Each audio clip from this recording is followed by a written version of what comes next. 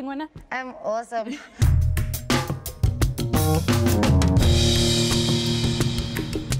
How does it feel to be in the towers you painted?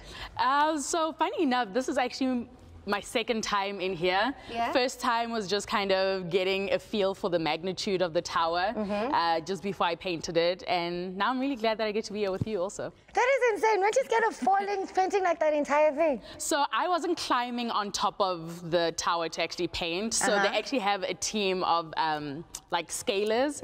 So they're the ones that are trained to scale up large buildings. And then they aren't necessarily like painters or anything. So we actually built large stencils. And then I created like a little palette that was like a paint by numbers. So if they saw one in this shape, and then that's like the one that's black, 2 is gold. So yeah, I created like large stencils for them and we stenciled the tower and that's how they painted it. That is insane. You're like, how did you feel though? Even like knowing that you were going to be a part of that, even just knowing that you were designing Soweto Towers. So it was really great because it's like a part of our history and my whole inspiration is like being inspired by everyday South Africa and like trying to celebrate that. I really do think that like the best part of our aesthetic is in the everyday. So getting to portray that on like such a large monument is like, it's actually like awe-inspiring because it feels like I get to be a part of history and like so many people come to see the tower from like all over the world actually. It's like that history also gets carried to other countries, which is what I've always wanted my art to do. So yeah, I know it was a few years ago, but it still shocks me now. Have you had a sip of your drink? Not as yet, but I could smell it. It smells amazing. I'm gonna tell you what's in this one. So we call this one Karabo Poppy, rumble in some crumble. Love it. I've never had a drink named after me. Is it? No. It's about time. Thank you. Yes. It's a creative drink and is expressive with delight of flavor. Love it. So spicy, babes. Love it. And funny enough, whiskey and Campari is like my favorite combo.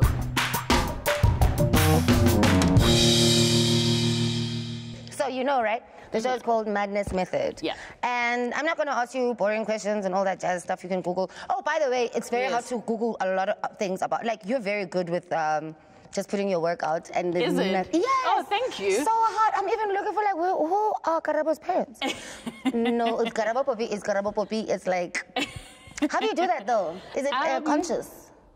To, like, kind of keep my things here and then my private life elsewhere. I think it's twofold. When I first started out my career, like, I had some businessmen and women kind of giving me tips, but all their tips were like super traditional. So the first thing you need to do is like start marketing yourself. You need to like get a website and do all of this. And then I'm like a 21-year-old starting their own business. I don't have money for a website. They mentioned all these things and I just saw dollar signs. So I was like, you know what's free? The internet. At the time, Instagram was starting out, and there's this online portfolio platform called Behance. And I was like, those two things are free. I'm going to take all my work, put it onto Instagram and Behance, and then that's my form of marketing. I can't do all these other things website related. Funny enough, I still don't have a website to this day. And you're out here being worldwide. Trying to be, but that's the thing. I use the internet because it also took the access from where I was and where I wanted to be, which was like taking my art global, and it made that like so much shorter because it was just a matter of putting my work online. And I think it's like hard to find out information about my parents. I grew up in Vaal, so it's like very far away, very small, and my parents are in their 70s, so they don't be paying attention to like anything social media. So that part, I guess, just like hides itself. But yeah, I think that's how it happened. That is freaking impressive. Anyway, you see, I want us to play this game. So you're going to pick a card, right? And then from there, we'll take it. You'll tell me what makes you feel, or if it's a question, you'll give me a story. Okay. Make it personal. Okay, cool. So this is the mind blown emoji. The moment my mind was truly, truly blown to the point where it was in pieces, to this day I still haven't been able to bring it back together, was my collaboration with Nike and having LeBron James wear my sneakers to the club.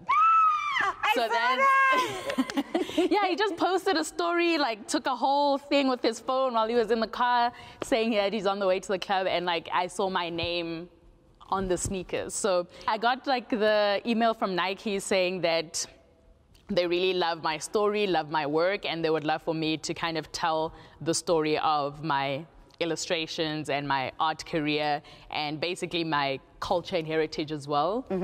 On a collection of sneakers. So it first started that, not a lot of people actually know this, but it started with only one sneaker design. So then I couldn't decide because the whole story of how I came to be has to do with the past, the present, and the future. So like honoring my ancestors, and the first part where I saw like true representation was like in barbershops. So I want to like honor that, but then I also want to honor like how far we've come and in the position that we're in, and like so many Black creatives are like finally getting to speak their voice in like such unique ways and like getting international recognition for it, being in Times Square. So I've actually been wanting to like honor that present too, and then also speak towards the potential that I think not only South Africa, but like the African continent, and then more broadly also like people part of the African diaspora as well, like not forgetting like Black people that have been displaced throughout the world, and also speaking towards that connection coming back. So I told them like it's too difficult, so I'll design 3 sneakers and they choose one.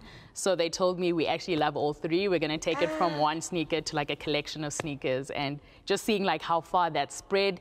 In South Africa, we actually sold out in 10 minutes. What do you mean? 10 minutes sold out. In the US, we sold out in a day. In Japan, we sold out in a day. So just seeing all these countries that some of them I've never even been to be so receptive to my work, I was just like mind blown. So I guess this was the face that I had. That is insane. In like 10 minutes, it was gone. The site had crashed. They were working to like bring it back up because people were like so receptive to that. And it's just like encouraging, like feels like I'm on the right track. I mean, child. And then so like, so it's basically like an ongoing thing because it keeps working. For some reason, it keeps working. As much as my parents told me, we don't want to look after you, now you're living at home when you're 30-something. It keeps on working for some reason. Like, I think there's something special in like working within your purpose. And I think I figured out my purpose when I was 18, that like I need to honor the creative side of me, and I just keep on seeing like reward after reward for like honoring it back then. And I think when people really do work within their purpose, there's like an honoring that keeps coming.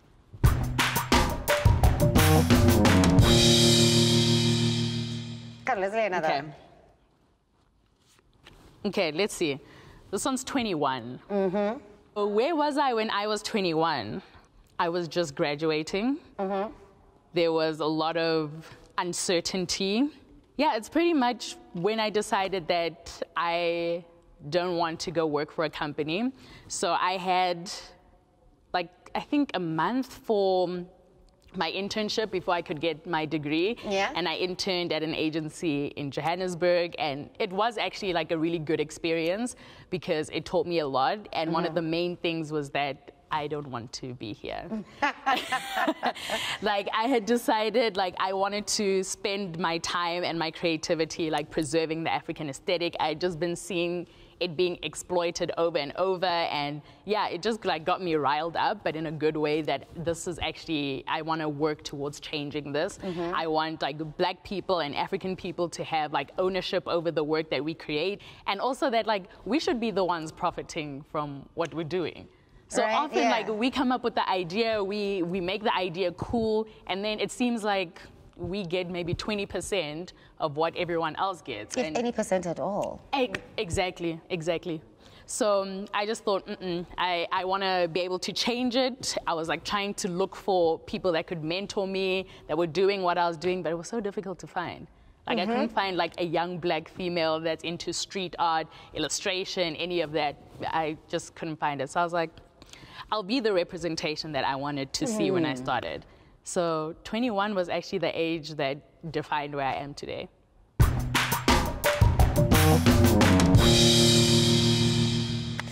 this is so fun. Okay, let me see. Wow. Yes, child, yes. Okay, rival. I think maybe I had rivals when I was in high school. So also, not many people know this. This game is making me divulge all my secrets. Come on. But I was actually bullied when I was in high school, like all throughout high school. I think pretty much it became better when I was like grade 11, matric. But yeah, that was like a super tough time, and it was like being bullied for being like super tall, and like I was still awkward, so I had like a larger head, and like I was the only Soto girl there. So like building community was a little bit difficult. So like I stood out very quickly, and then that just like makes you a big target. So like I think maybe I had rivals when I was in high school from being bullied, but low-key bullying kind of gave me like the strength to like push past even when things are hard. So it's like a rival that actually became like good for my character, because like I don't give up very easily even when things are hard. And like words become things that are easier to shake off than if I didn't have that experience. So do they still count as rivals? Because they kind of help me out though. They definitely help you out, because I mean, a lot of the times artists have a traumatic story that gets them to open up through their art, whether it's music, fashion, expression. So you either cry and adopt a different situation, because at the end of the day, it's yin and yang. And how many artists really have a happy story? Not many, hey? There was this quote that Pink once said, the singer, and she was like, artists are useless to the world when they're happy. And I was like, wow. Wow. They're not you can't have a fully happy life and then be a useful artist to the world. So, yeah, I don't know that I see them as rivals, because it was super helpful, but it was inspiration. Yeah, like it inspired me to like start playing music, because I didn't have a lot of friends. So I was like, hey, I want to learn how to play the guitar. Taught myself to play the guitar. I was like, hey, I want to learn how to sing. Started singing. I want to learn the drums. Started playing the drums. And then now I'm on like 4 or 5 instruments. And I think I wouldn't have gotten there if I didn't have that experience. So I don't see them as a rival. So it's a rival / anti-rival. A rival to the arrival. Hey, a rival to the arrival. Love it. It's so I'm gonna steal that. I mean, I just saw it now. I feel like it's that thing for real. Like, I don't think you would be in this position, because there's some level of energy that you put on that is not supposed to be affecting you. Yeah. Which is, you don't see it. Like, when you see someone who's like, oh, shout out to haters, I'm like, you're still giving time, dude. Like, that should not exist at all with your time. Yeah, it should be like in the past or just like non-existent. And the past, I mean, if it shaped your future, it doesn't matter anymore. It's not, you know? Low-key, thank you.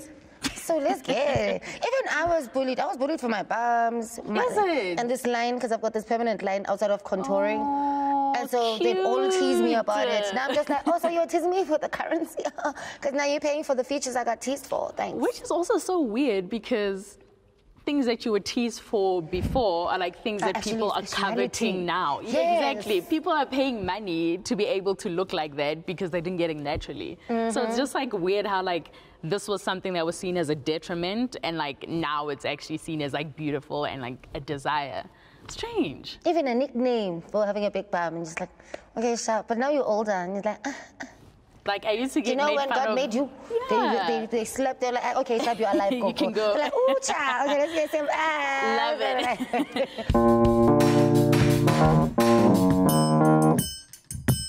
So I'm gonna be the only one picking cards. Literally, it's my house. Oh. You can call me to your house and I'll pick cards. Yes, child. Oh, okay. So you know what this looks like? One of my favorite, okay, so I really love Pixar and Disney. This is one of my favorite Disney movies, Megamind. Well, Pixar movies, Megamind.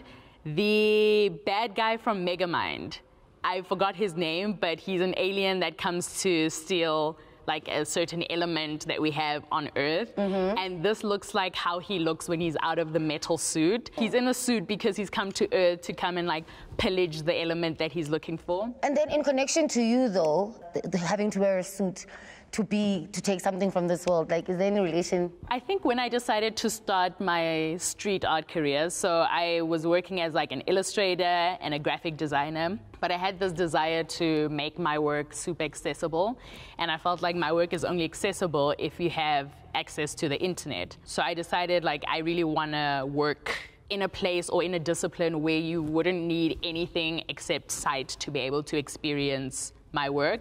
So I decided to go into street art. There was something about like the magnitude of how big your artwork is, and it's like unmissable. And it's almost like you have this responsibility to actually speak to something important. So I decided to like start in street art, but a lot of like the graffiti guys in the beginning weren't really like responsive to like me starting. It was like, who's this graphic design illustrator that's coming into like our space? And it was like very misogynistic, very like masculine, and like, who's this girl coming in wanting to do her things here? So I was just like, I think for this next part of my career, to be able to do what I actually came to do, which isn't just for me, but for like the betterment of like creativity in South Africa and like evidently the world also, I'm gonna have to like put on a suit of being like, the words don't actually penetrate through into my mind and make me anxious and like question, and just focusing on like what's important is what I need to do. But it's almost like I had to put on that mental suit, but also a physical suit, because violence against women in South Africa is unmatched. And what do street artists do? You just go with your materials, you find an empty wall. It's often like in the middle of nowhere, not really in like fancy places. It's just like places where you're fully exposed. And a lot of men have the privilege of creating art where they won't be bothered when that happens. But women, you could just be walking home and you're bothered. You could be getting to work and you're bothered. Like we're always needing to like look over our shoulder and almost expecting to be bothered. So imagine the vulnerable position that I'm in. If I'm creating a work, I'm focusing on like the wall. I don't know what's happening behind me. I need to constantly look left, right. Exactly. And I don't get to do the thing that I came there to do, is create art. So each time I have murals, I always have to get security that's with me, that's actually making sure that I'm safe, so that I actually have the same privilege as men do creating art. And I just realized how different that is. When I travel and create art, there's no need for security. It's almost like the suit comes off, which is actually quite sad, because when I'm home and you wear the suit, but when I leave home, it's like that suit comes off. But yeah, the suit link, I think there's like a mental suit that I have to put on and a physical one to make sure like we get to where we want to go with regards to art here. Another thing that makes me think now is like that thing of like your art is very easily recognizable. Easily what? Easily, I eat it up. Relatable? Yes. It's easily, I eat it up. And I think like there's some connection I'm finding with your, the messages that you find in animation, which are simplified for family viewing, but the kids get it and the adults get it. Yes. And then even with your art, I feel like then, is there a role that plays in you being able to simplify a very strong message so that it doesn't eliminate an audience, but it is easily received by the world? Because it's a very easily received, you know where it's from, you know who it is. Yeah. Do you know what I mean? Like, thank you. Like, I think you're the first person that's put it like that. But I think maybe animation had a role in like making my art receptive, easily received. With your signature. But yeah, I think, I don't know if it was a conscious decision. I think it's just how I create, and I think it's like an overflow from the kind of person that I am. I try and be able to relate to like kids, adults, senior citizens, older people.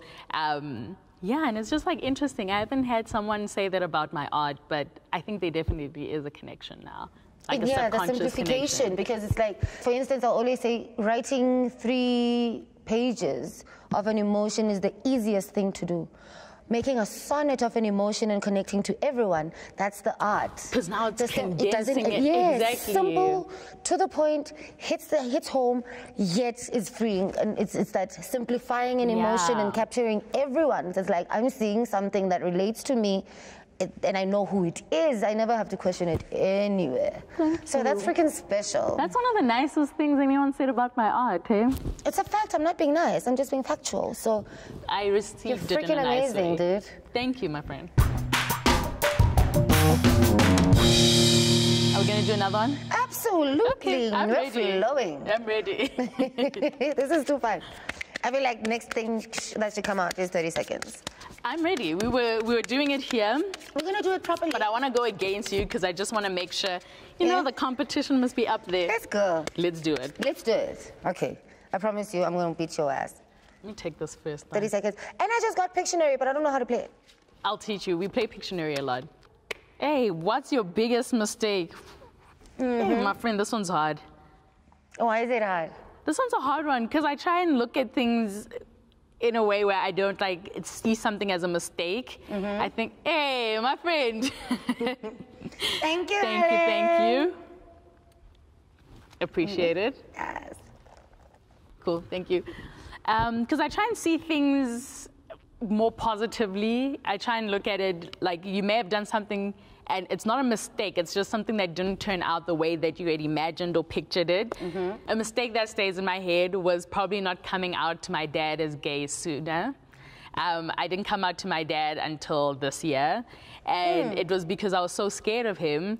Like, my dad literally says all the time how I'm his favorite kid, and like, we're 4 kids at home. Like, I have 3 older brothers, and like, he's like such a traditional, like, black sort of dad. Like, you'd think, obviously, he'd choose like the oldest son. No, my dad has always said, like, I'm his favorite kid, and like, he comes to me, like, we call each other every night.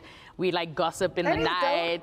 Like throughout the day, he like updates me on his day. I update him. He gives me like such good advice, business, life-wise. And then I used to think that coming out to him as gay would make him see me differently and like change this like great relationship that we have. And I think like relationships with a father that's especially like in his 70s. My dad's much older than me. Having such a close relationship with him is something that's rare, and I didn't want to ruin that. And I thought I would be ruining it by coming out to him, not because I thought that that was anything bad, but I thought like he would deem it as bad. But it was just like telling him another part of me that I never told him. And like literally when I came out to my dad, I was like, hey, so you know how I've been telling you that I'm seeing someone, and you've been saying he and your boyfriend. I was like, I should have corrected you. It's more like she and my girlfriend. And he was like, oh, and then he like kind of giggled, and then he was like, are you happy? Does the Tsonga lady treat you well? And I was like, yeah, she does. And then he was like, oh, okay. And then like, does it mean I refer to you as gay or as lesbian? Is there a difference?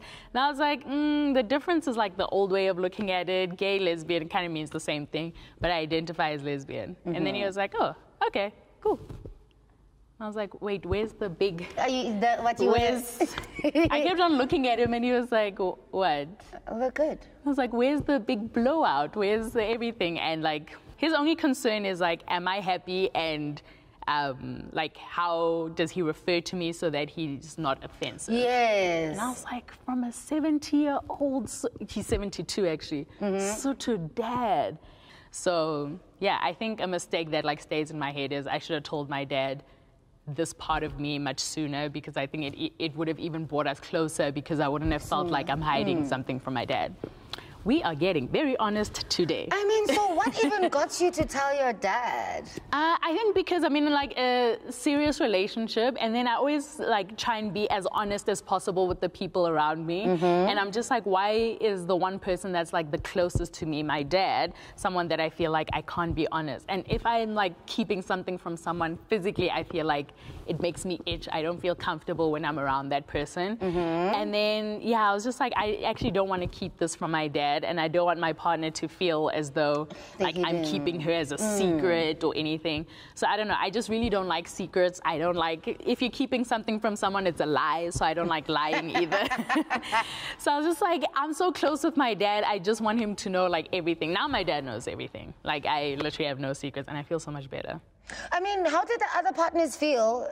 Did they ever meet your dad as friends? Did they ever meet your dad? They met my dad as friends. We don't talk about the other partners, my friend. Oh no, actually, do you know? They don't exist anymore. They don't. You know why? You know why? Because I know that with my girlfriend, I know her dad doesn't know anything.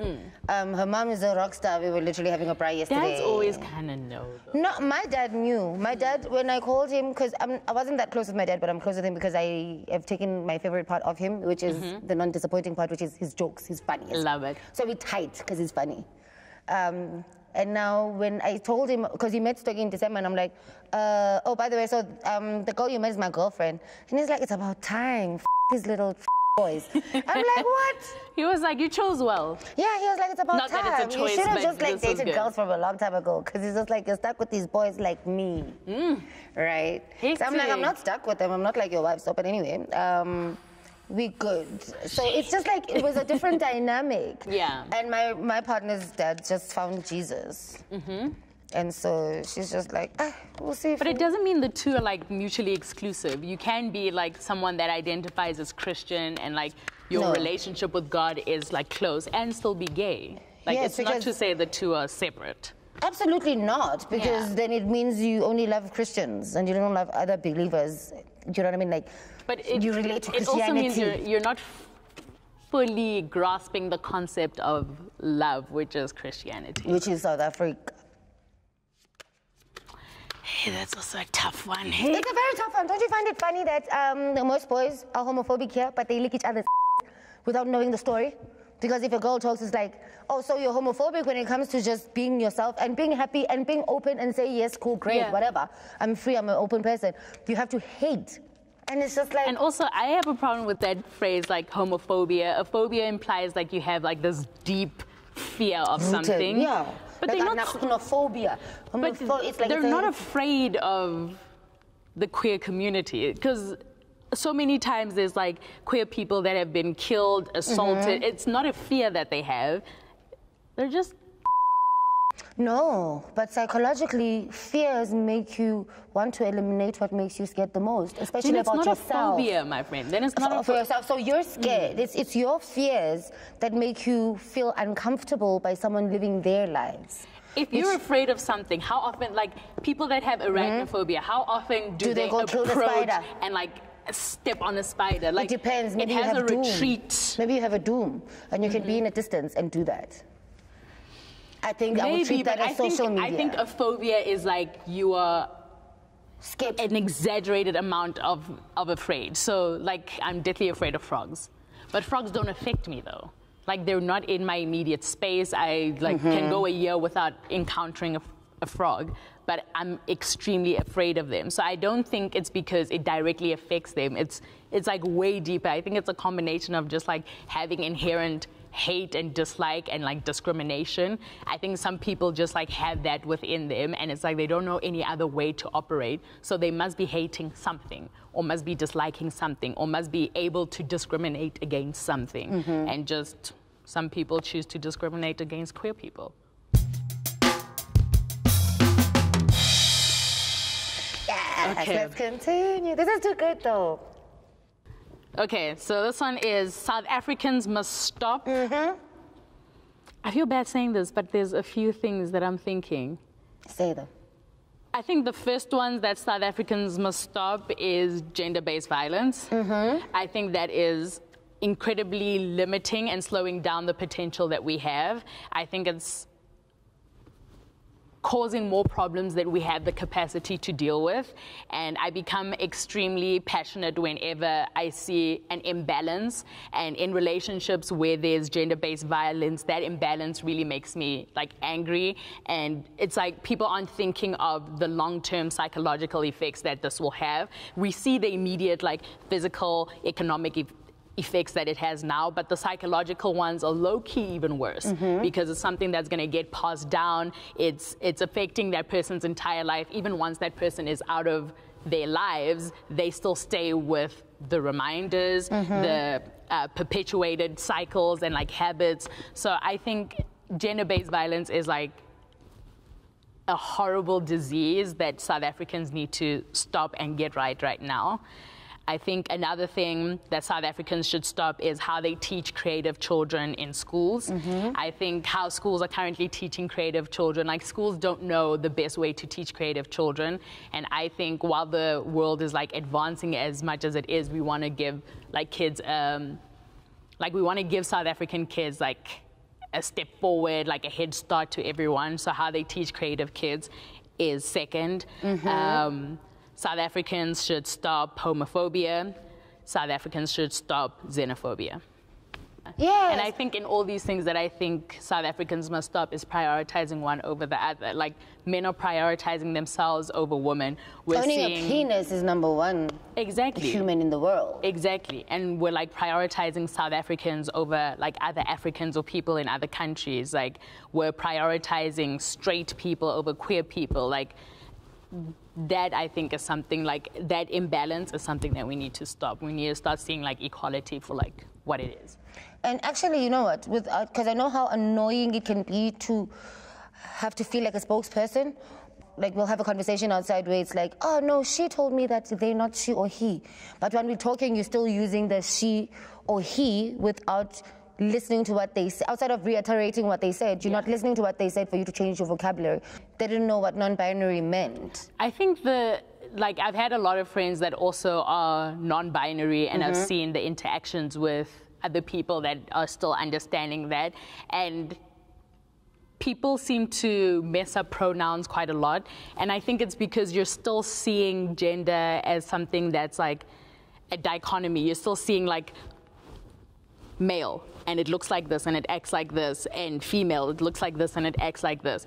Like, you need to deconstruct gender completely. Like, you need to start where you don't see male as like this picture in your head, and you don't see female as this picture in your head. And once you start like demolishing your understanding of that, then it helps in understanding someone that's non-binary, because like, you don't have this like fixed thing, and you don't want to assign something to them. So you let someone tell you what their gender is, especially that part. Exactly. So like, I'll say for myself, it's like also just like going through the journey of not necessarily seeing, like, I identify as she and her, but I've been misgendered as him and sir so many times.